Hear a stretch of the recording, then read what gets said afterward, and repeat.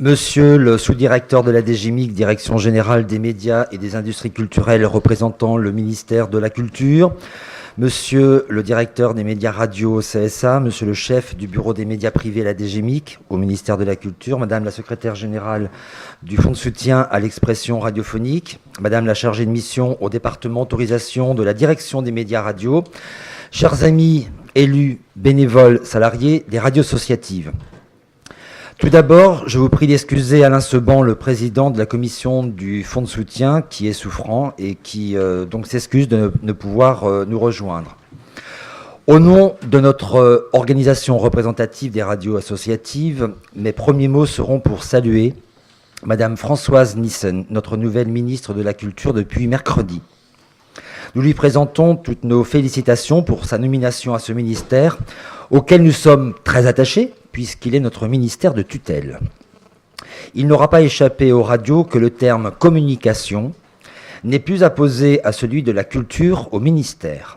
Le paysage radiophonique français est certainement de fait une partie intégrante de la culture en France, puisqu'au-delà de la fonction d'informer, il est un vecteur de diffusion culturelle. Je remercie aussi Madame Audrey Azoulay, notre ancienne ministre, d'avoir été à l'écoute des préoccupations de notre secteur et d'avoir défendu un abondement de 1,74 million d'euros au FSER au budget de l'État 2017. Cette augmentation du soutien de l'État aux radios associatives relève aussi de nos échanges constructifs avec son cabinet, avec la DGMIC et avec le secrétariat général du FSER. La CNRA s'engage de son mieux à défendre avec conviction des positions en faveur de l'intérêt général des radios qu'elle représente, comme, dernièrement, l'opposition de son conseil d'administration à changer le barème en 2017. Ce n'est pas le moment de rajouter, d'après la CNRA en tout cas, de la baisse à leur financement. Elles accusent déjà une nette diminution de l'aide sélective, en plus d'être une variable d'ajustement de financements locaux de par la baisse des dotations de l'État aux collectivités locales ou de la charge de transfert de compétences. Notre 23e congrès national s'ouvre pour sa première journée au Palais du Luxembourg, sous le parrainage de M. Louis-Jean de Nicolaï, sénateur de la Sarthe, qui nous accueille dans ce lieu de démocratie républicaine, le Sénat. Retenu par le Festival de musique classique à l'Abbaye royale de l'Épau au Mans, je peux témoigner de son attachement aux radios locales associatives pour lesquelles il est intervenu en faveur d'un abondement du soutien de l'État, comme beaucoup d'ailleurs de nos parlementaires. L'ouverture de cette première journée ambitieuse n'a pas été des plus simples à mettre en place. Il ne vous a pas échappé qu'après des présidentielles inédites sous la Ve République, la campagne électorale se poursuit avec les législatives des 11 et 18 juin. Cette période électorale, dans laquelle nous avons pris le risque de maintenir notre 23e congrès, témoigne combien notre société est en mouvement face à l'avenir qui interroge notre société d'aujourd'hui. Cet avenir et ces expériences, nous en prenons la mesure en pratiquant la radio de communication sociale de proximité au plus proche de nos territoires, des habitants, des collectivités locales. C'est pourquoi nous avons fait le choix de ce congrès au Sénat, où siègent nos élus des municipalités, des départements, des régions. Au regard des enjeux de notre avenir, il convient de nous projeter vers demain pour que nos radios demeurent utiles à ce qu'il est construit depuis la création des radios libres. C'est pourquoi ce congrès voulait, en ce lieu de démocratie, donner une place importante à l'échange et à la réflexion politique durant la campagne des législatives qui commence. Pourquoi ? Parce que l'avenir de notre secteur d'activité radiophonique est rattaché à la considération des parlementaires qui votent les lois et le budget de l'État. Nous avons adressé dans un premier temps une invitation aux principaux candidats à la présidentielle en souhaitant accueillir un conseiller de leur programme culturel.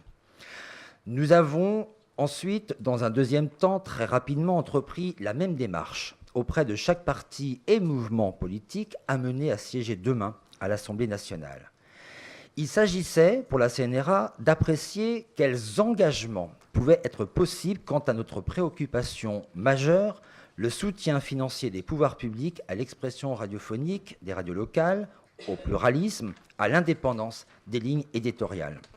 Malheureusement, nous n'avons pas été en mesure de maintenir les plénières avec des partis politiques en campagne et des élus territoriaux dans leur circonscription. Ce congrès 2017 porte l'ambition de préparer l'avenir des radios associatives. Mieux, de construire leur avenir autour de deux questions déterminantes. Vers quel financement durable?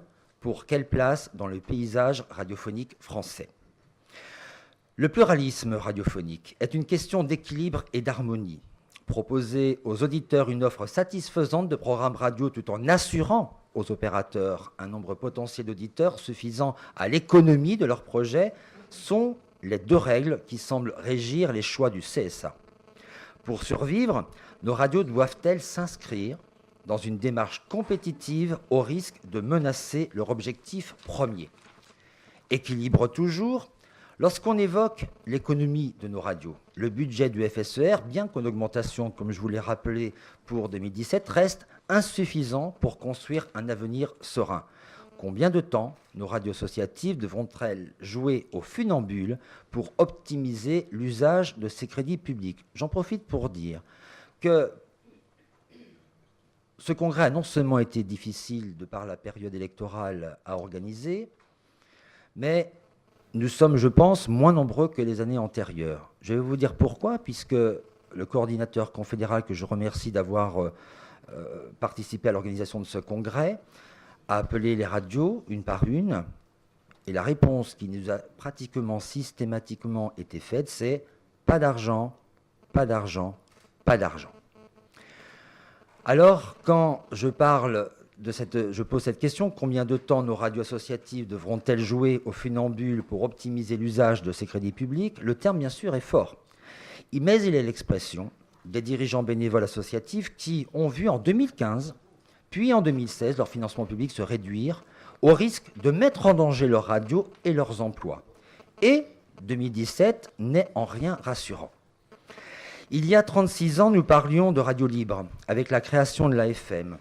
Nos radios associatives proposent depuis des programmes radiophoniques originaux et souvent innovants dans le paysage audiovisuel français.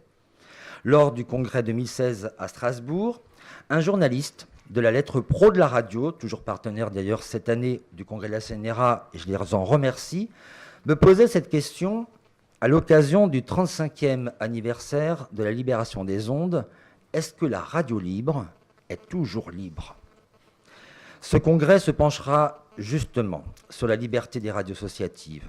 Où en sommes-nous aujourd'hui de leur ligne éditoriale? Comment garantir leur indépendance avec les financements publics? Quelles sont les limites de cette indépendance? Puisque ce congrès se veut humblement de préparer l'avenir, il s'attachera aussi aux nouveaux modes d'écoute de la radio, ceux d'une nouvelle génération d'auditeurs qui méconnaissent nos programmes. Des étudiants de l'école eHeartsUp qui nous accueillent demain, samedi, présenteront le projet d'une application smartphone pour une plateforme de diffusion qu'ils ont spécialement conçue pour valoriser la diversité des radios adhérentes à la CNRA.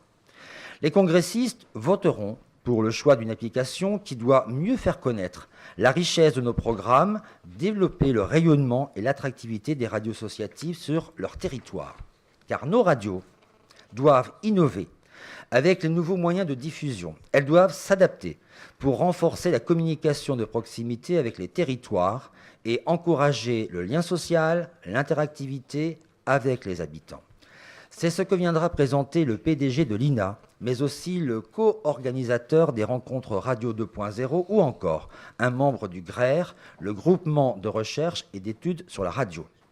D'autres ateliers ressources et d'échanges de pratiques articuleront notre dernière journée de congrès avec le nouvel accord 2017 SACEM-CNRA, la place des auteurs et des créations sonores dans les radios associatives avec la SCAM, un partage d'innovation au sein des fédérations, et puis, bien sûr, les nouvelles obligations de l'employeur dans le cadre de la loi travail et de notre inscription au ministère du Travail comme organisation patronale représentative. L'avenir se prépare aussi pour renforcer et dynamiser l'engagement bénévole pour faire vivre la vie associative de nos radios dans ces instances comme sur les ondes. Même si préparer l'avenir des radios associatives ne dépend pas de la seule volonté de l'engagement de nos bénévoles et de nos salariés, mais aussi des moyens qui puissent leur permettre d'engager une structuration durable. Construisons-le ensemble pour rester unique, pour continuer à donner la parole, pour soutenir l'enthousiasme dans une société qui en a tant besoin, pour encourager un progrès social, pour rassembler dans la fraternité et dans le respect mutuel. Soyons entreprenants pour rester des radios innovantes à l'antenne et dynamiques avec les nouveaux moyens de diffusion. Profitez pleinement de ce 23e congrès annuel de la CNRA pour lequel je souhaite à chacune et chacun d'entre vous la bienvenue.